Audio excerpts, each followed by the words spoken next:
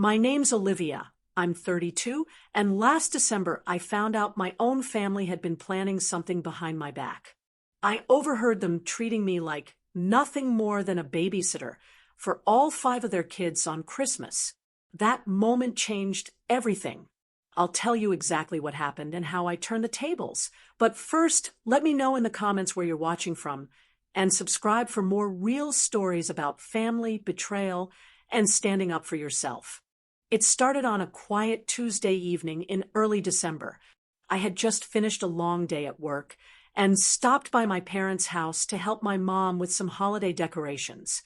She had asked me to pull a few boxes of lights from the attic, and since I lived only a few minutes away, I agreed. I didn't expect to stay long. After setting the boxes down in the living room, I noticed my mom's old laptop sitting on the coffee table.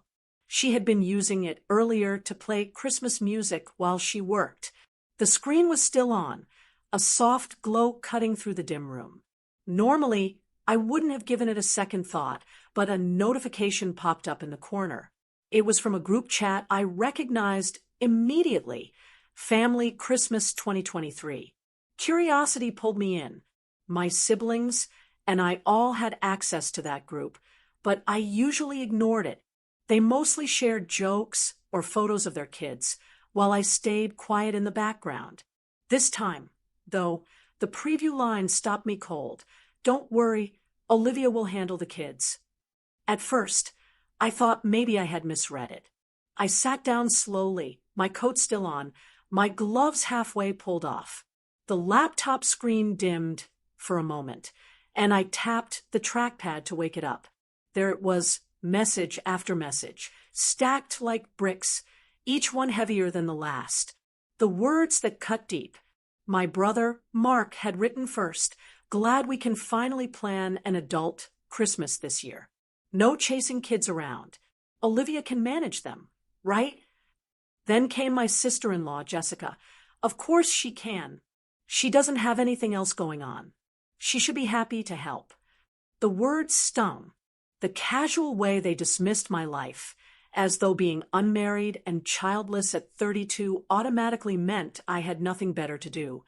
My older sister, Rachel, chimed in. "She's basically the built-in babysitter anyway. She did it last year, remember? And Thanksgiving too. She won't say no." The final blow came from my mom. A simple reply, no emojis, no hesitation. "Yes, she'll handle it. She owes us anyway." My throat tightened. Owes us. I had cooked holiday meals, watched kids, stayed late after gatherings cleaning up, while everyone else left early. What exactly did I owe? The silence around me. I sat there, staring at the screen, while the house felt unnervingly still. The only sound was the hum of the old refrigerator in the kitchen and the faint jingle of a Christmas commercial playing on the muted TV. It felt surreal, like reading strangers' opinions about me instead of my own family's. For years, I had been the dependable one, the one they could count on to show up. I thought that meant I was valued, but in those few minutes, the truth hit me. I wasn't valued. I was used. The laptop dinged again. Another message popped up, this time from Rachel's husband. "Eric, perfect. We'll bring the kids by Christmas Eve morning. Don't wait up for us that night. We've got reservations downtown." My hands trembled. Reservations? So this wasn't just a casual idea. They had actual plans set in motion, built entirely on the assumption that I would stay behind like a hired sitter. The mask of normalcy. The front door creaked, and I nearly jumped. My mom walked in, carrying a box of ornaments. She smiled faintly, setting it down beside me. "Find everything upstairs," she asked, wiping dust from her hands.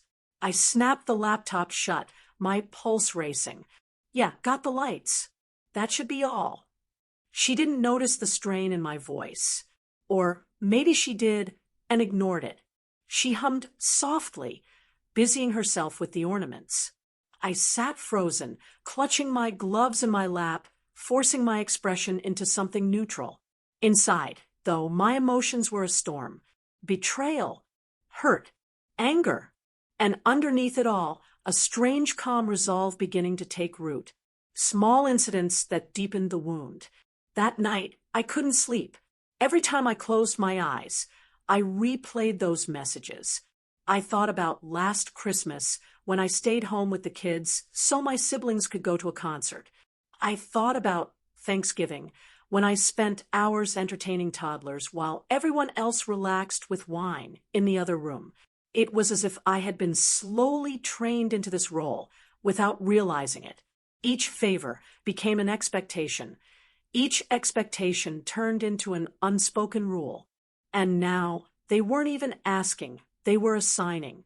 The next day at work, my phone buzzed with another message in the group chat. This one from Rachel. Can't wait for some adult time this year. Olivia, you're a lifesaver. My coworkers were chatting about Secret Santa gifts, their voices cheerful, but I felt a knot in my chest. I wanted to reply, to say something sharp, but I held back. Instead, I typed a simple thumbs-up emoji, letting them think I was fine. That weekend, I ran into Jessica at the grocery store. She had her youngest with her, fussing in the cart. She smiled when she saw me.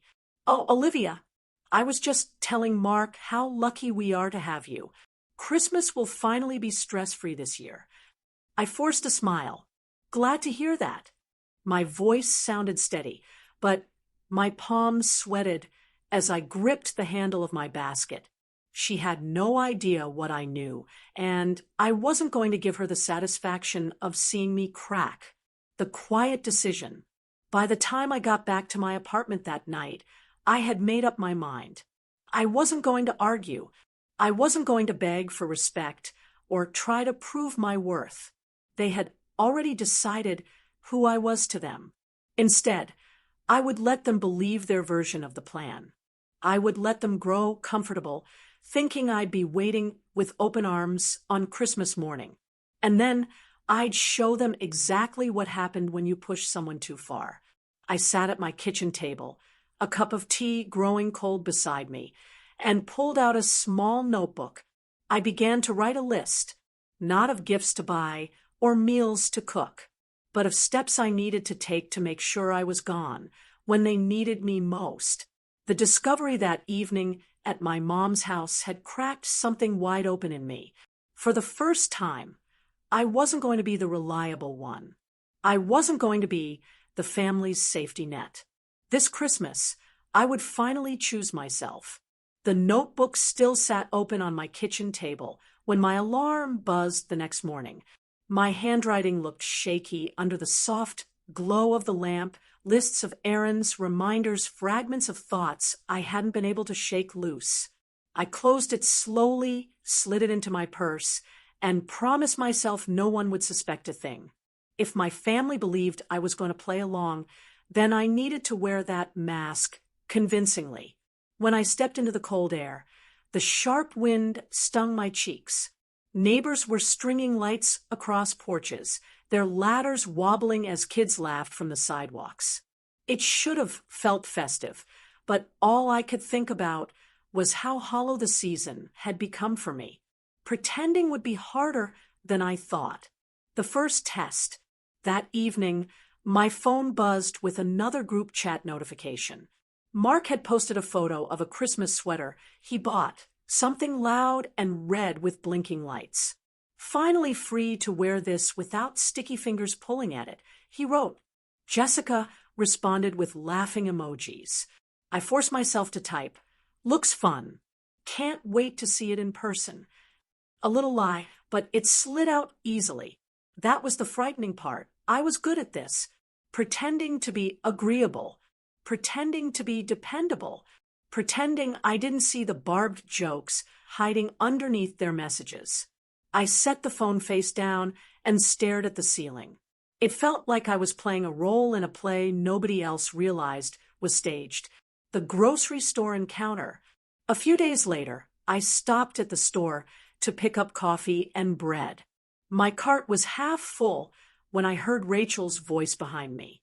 She was with her daughter, who tugged on her sleeve, begging for cookies. "Olivia," she said brightly, walking over. Perfect timing.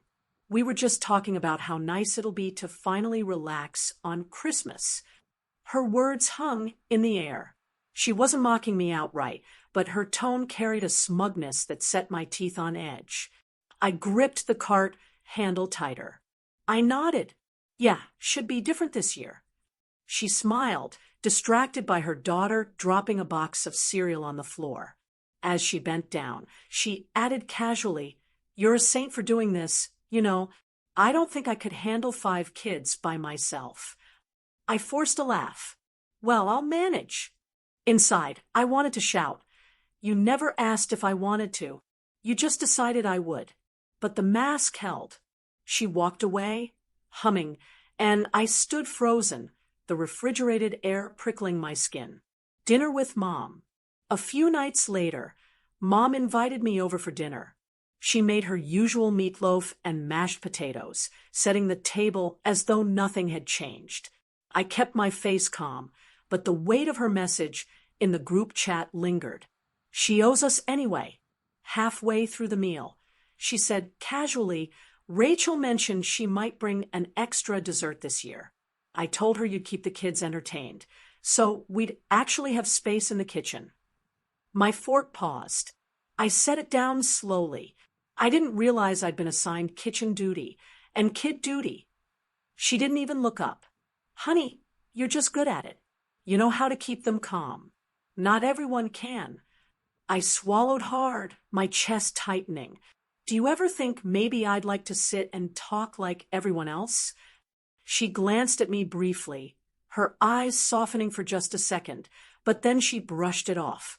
"We all have our roles. Yours just happens to be helping." Her words burned, but I smiled faintly, pretending to let it slide. That was the mask. Keep it on. Keep the peace. No one suspects a thing.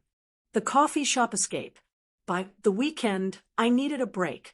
I slipped into a small coffee shop downtown, ordered a latte, and tucked myself into a corner booth with my journal. The chatter around me felt distant, like background music to my thoughts. I opened the notebook again and began writing lines, not of to-do lists this time, but of emotions I couldn't say out loud. Invisible. Used. Background character in my own family. The words looked raw on the page, almost too sharp to keep staring at. The barista, a college kid with messy hair, brought me a refill on the house. "You look like you've had a week," he said kindly. I managed a small smile. Something like that. For a brief moment, I felt human again. Not a babysitter, not a placeholder, just Olivia. And that flicker of identity, small as it was, gave me the strength to keep the mask in place a little longer. A phone call that stung. One night, Jessica called me directly. I answered, bracing myself. "Hey, Liv," she began, her voice overly sweet. "So, Mark and I were wondering, do you think you could maybe keep the kids overnight too? It would just make things easier for us. Less running around." I bit my lip, the phone pressed tight to my ear. "Overnight?" "Yeah, just Christmas Eve. You're so good with them. Honestly, they adore you more than they adore us sometimes," she said with a laugh. I forced my tone to stay light. "I'll think about it." "Oh, you're the best," she replied quickly, not even waiting for confirmation before hanging up. I sat there, the quiet of my apartment pressing in. That wasn't a request. That was an assumption disguised as gratitude. The mask kept my voice steady, but inside, the cracks were spreading. The kids' innocence. A few days later, I stopped by Rachel's house to drop off some books her daughter had borrowed. The kids swarmed me at the door, squealing my name, wrapping their arms around me. "Aunt Olivia, are you staying with us on Christmas?" one of them asked, eyes wide. I knelt down, brushing a strand of hair from her forehead. "Something like that," I said softly. Their joy was genuine. Their trust was real. It wasn't their fault their parents had turned me into a safety net. That realization made the mask harder to wear. I love these kids, and yet loving them didn't mean I had to let myself be used. The mirror moment. That night, I stood in front of my bathroom mirror, toothbrush in hand, and studied my reflection. My eyes looked tired, older somehow. I practiced smiling, practiced neutral expressions, practiced calm nods, the same ones I'd been wearing in front of my family. The mask fit well, maybe too well. That frightened me more than anything else. Pretending had become second nature, but underneath, my anger was quietly shaping itself into something solid, something unstoppable. I rinsed my mouth, turned off the light, and whispered into the dark, "Not this time." The mask would stay on until the moment it mattered most. Then it would drop, and they would see me, not the babysitter, not the backup plan, but the sister and daughter they underestimated. The drive home that night felt longer than usual. My headlights cut through the dark streets, the soft hum of the engine filling the silence. My hands gripped the steering wheel tighter than they should have, and in the reflection of the windshield, I could see the way my jaw kept clenching. Pretending at the party had drained every ounce of my energy. Now, as I pulled into my driveway, I realized it was time to stop rehearsing and start acting. Inside, the warmth of the house greeted me, but it didn't bring comfort. My coat slid off my shoulders and onto the chair, and I sank into the couch with a long exhale. I whispered to myself, "Enough is enough, Olivia." Saying it out loud gave me a strange sense of power.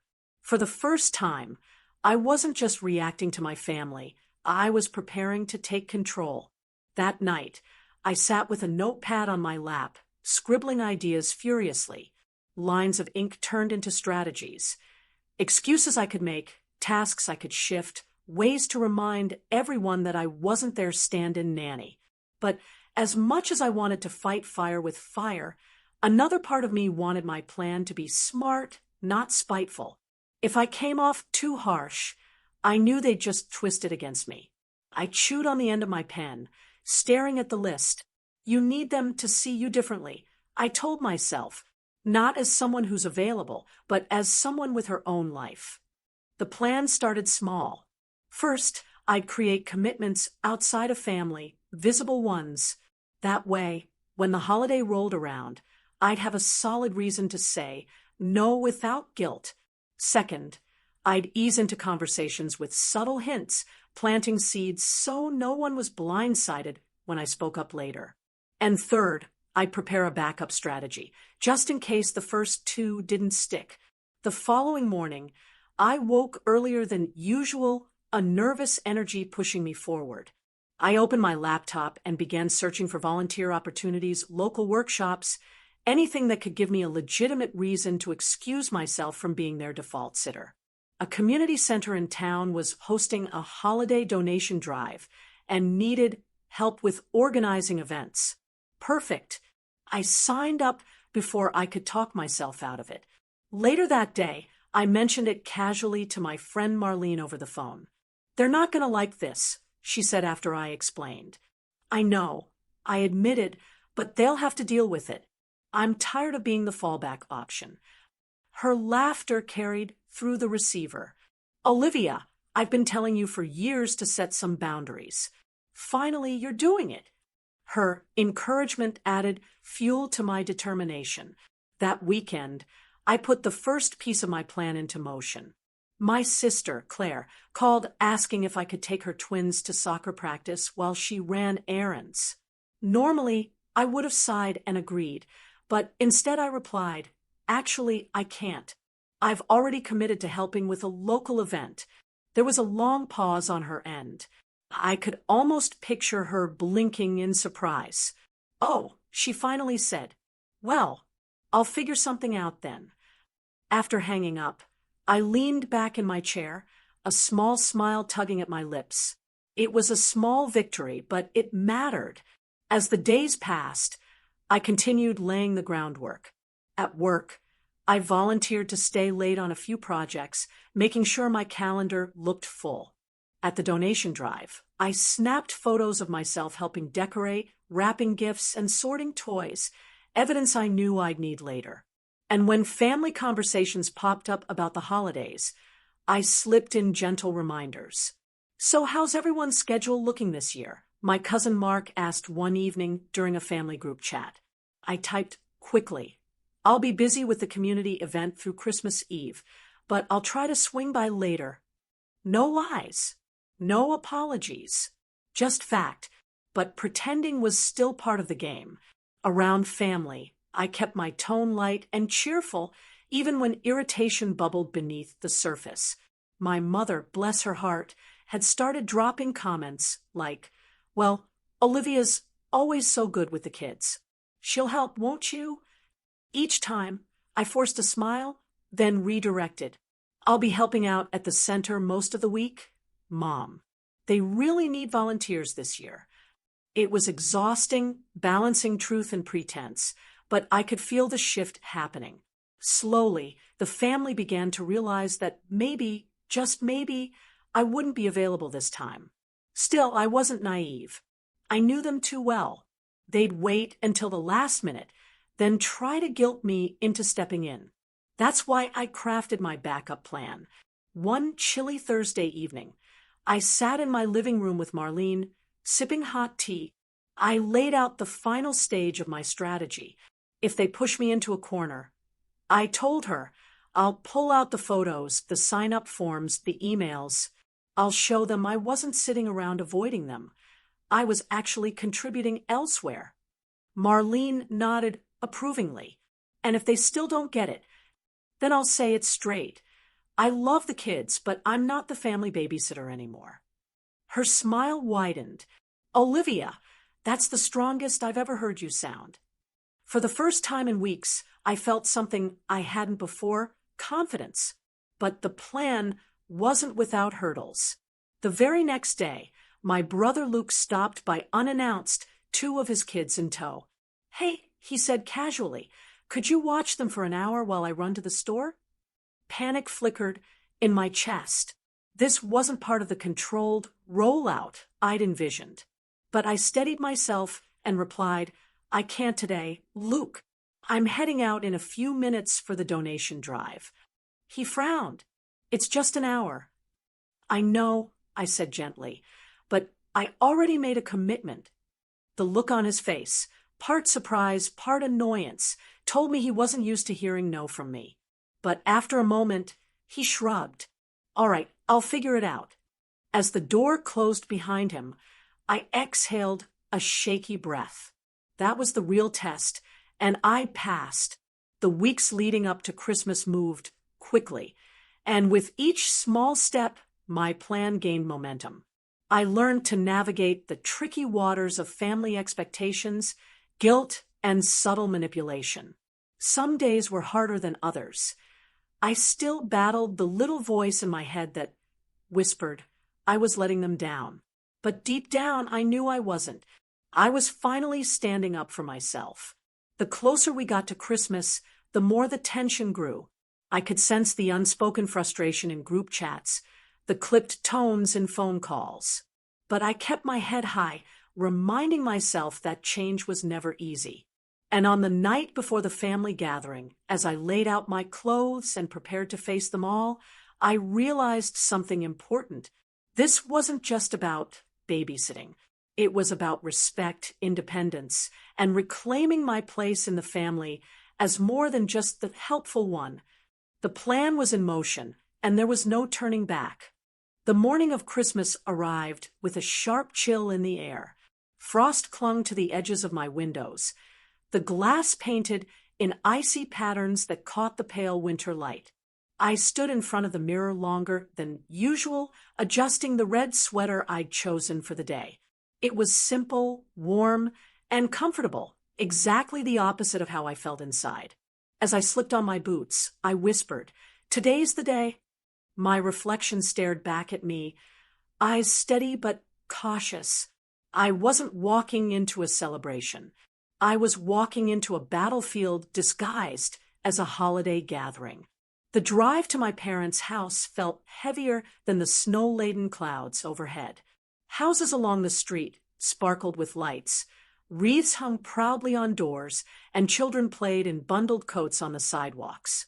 I passed by them with a tight chest, wishing my own family carried the same sense of uncomplicated joy.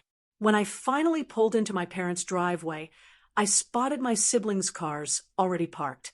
A wave of unease washed over me, but I straightened my back and grabbed the bag of small gifts I brought. One last deep breath, and I stepped inside.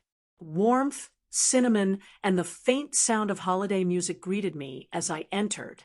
My mother appeared first, her face lighting up with practiced cheer. "Olivia, there you are," she said, pulling me into a quick hug. I hugged her back, but my guard stayed up. Behind her, the living room buzzed with activity, kids chasing each other, wrapping paper already scattered from early presents, and my siblings sprawled on couches with mugs in hand.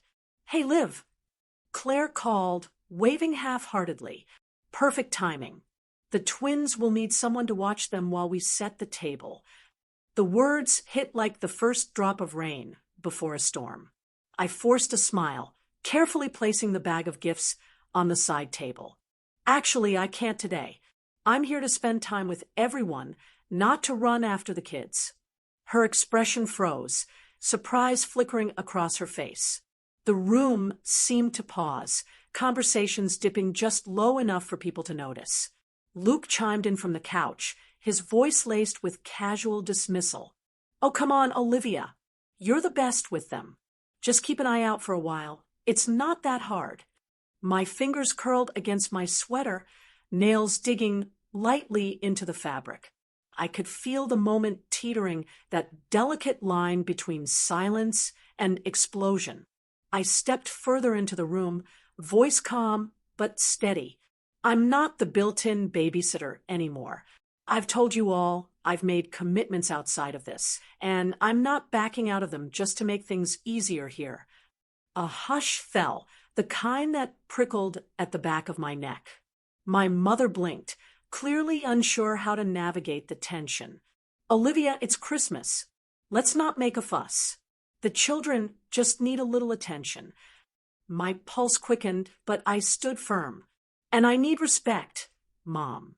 That's all I've been asking for." Claire let out a short, incredulous laugh. "Respect? You act like we're using you. We just rely on you, that's all." Her words stung, not because they were cruel, but because of how easily they brushed off everything I'd been feeling. I set my purse down deliberately on the armchair, my voice gaining strength. "You don't rely on me. You assume I'll say yes every time. There's a difference." The kids had slowed their game of tag, watching with wide eyes. Even the carols playing softly from the speaker seemed like background noise to the sudden tension thickening the air. Mark, always the peacemaker cousin, raised his hands gently. "Let's all just calm down. It's the holidays. No need to argue." But I shook my head. "No, Mark, this needs to be said. I love this family, and I love the kids, but I'm tired of being the one expected to sacrifice my time while everyone else gets to relax." Luke leaned forward, frustration etching lines across his forehead. "So what? You're just going to sit there while the rest of us manage everything?" "Yes," I said plainly, my heart hammering. "Because it's not my job to manage everything. I'm here as a daughter, a sister, an aunt, not as free childcare."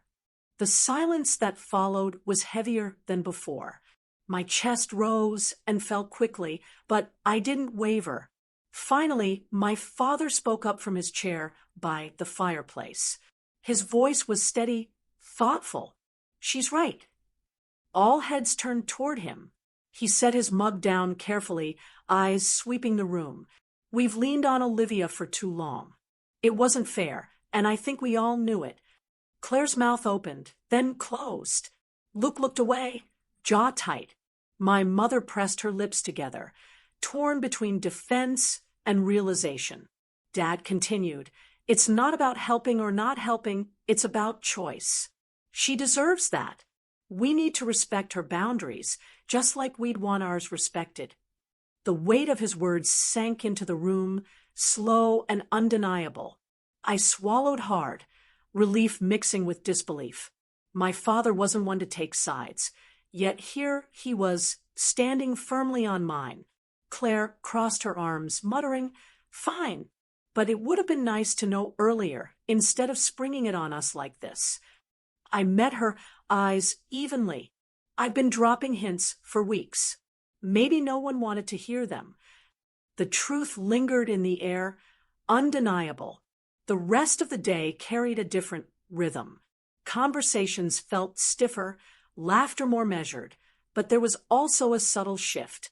No one asked me to watch the kids again. Instead, I found myself sitting at the table enjoying coffee with Dad, catching up with Mark, and even sharing a quiet conversation with my mother in the kitchen later. She sighed as she rinsed a dish, her voice softer than earlier. "I suppose I didn't realize how much we were leaning on you." I handed her a towel, my tone gentle. "I don't mind helping sometimes, Mom. I just can't be the only one. It makes me feel invisible, like I don't have a life of my own." Her eyes met mine, and for the first time that day, I saw understanding there. "We'll do better," she said quietly. By the time evening came, the tension had thinned into something almost peaceful. The kids were tucked in corners playing board games. The tree lights twinkled softly, and my siblings had shifted into lighter conversations. But beneath it all, a quiet truth remained. The balance had changed, and though it wasn't perfect, it was a start. As I put on my coat to leave, Dad walked me to the door. "I'm proud of you," he said simply. My throat tightened. "Thanks, Dad." The cold night air hit my face as I stepped outside, but for the first time in years, I didn't feel burdened. I felt free. The day of reckoning had come, and I had faced it head on. The night air bit at my cheeks as I walked toward my car, snow crunching softly under my boots. For the first time in years, I wasn't leaving my parents' house with a knot in my stomach or exhaustion in my bones. Instead, I felt light, almost untethered, like a weight had finally rolled off my shoulders. Sliding into the driver's seat, I let out a long breath, watching it fog up the windshield before fading into nothing. That fading mist reminded me of my old self, the version of Olivia who let everyone else's plans decide her own. She was disappearing now. I turned the key, but I didn't drive off immediately. I sat there, hands resting on the steering wheel, processing the silence. For years, my role had been so clear, so expected. Tonight, I had stepped outside of it, and nothing had crumbled. The world hadn't ended. Yes, my siblings were upset, but I was still standing. That realization alone felt powerful. The next morning, my phone lit up with notifications before I even opened my eyes. A flood of messages blinked across the screen, family group chat buzzing with leftover tension. "Claire, still can't believe you did that yesterday." "Luke, we could have used a heads up." "You blindsided us." "Mom, let's not argue in messages." "We'll talk later." "Dad, Olivia made her choice. Let's respect it." I stared at the words, my thumb hovering over the keyboard. For once, I didn't feel the urge to explain or defend myself. Instead, I turned the phone face down on the nightstand and let the quiet fill the room. That small act, choosing not to answer, was its own kind of freedom. Over the next week, I noticed how silence carried its own weight. My siblings, who normally sent casual updates about the kids or swapped holiday recipes, kept their distance. It stung a little, but it also gave me room to breathe. Then came a knock at my door. It was Claire, bundled in a thick scarf, cheeks pink from the cold.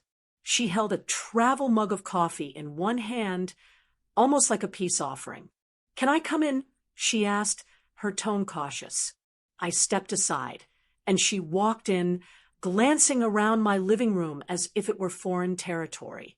We sat on the couch, the steam from her coffee curling into the air between us. "I owe you an apology," she said finally, her eyes flickering toward mine, but not holding them long. I didn't realize how much we were piling on you. I guess I got used to it. Her honesty startled me. I'd expected defensiveness, maybe even more accusations, but not this. I nodded slowly. It wasn't just you. It was all of you. But Claire, it made me feel invisible.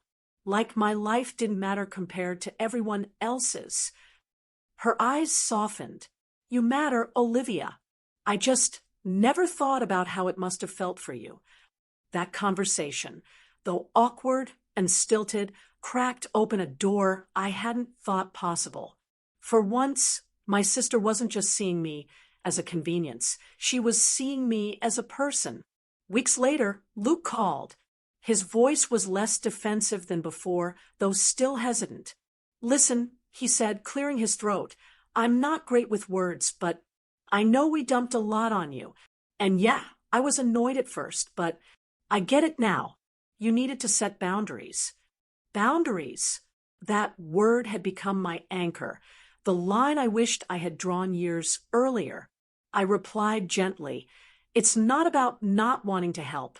It's about choosing when and how I can. I want to be part of this family, but not at the cost of myself.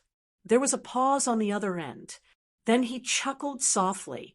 Fair enough. Next Christmas, maybe we'll hire a sitter. I laughed too, not out of mockery, but relief. It was a sign, small but meaningful, that he understood. The children, of course, were the easiest to handle. A few days after Christmas, I visited Claire's house with a bag of leftover cookies. The twins ran to me, hugging my legs, their laughter as bright as ever. Why didn't you play with us at Grandma's? One of them asked, eyes wide with innocent curiosity. I knelt down, brushing a strand of hair from her face. Because sometimes grown-ups need to take care of themselves too. But I love you very much, and I'm here now. She smiled, satisfied with the answer, and tugged me toward the living room. In that moment, I realized the children didn't hold grudges. They only noticed presence and absence, and I could still give them my presence, just on my own terms. As the months passed, something shifted in me. I no longer felt chained to unspoken expectations. Saying no had unlocked the ability to say yes when it truly mattered. I joined a local book club I'd been eyeing for years. I started volunteering at the community center on Saturdays. I even took a weekend trip alone to the coast, something I'd always dreamed of but never dared to do. For once, my life wasn't an afterthought squeezed between family obligations.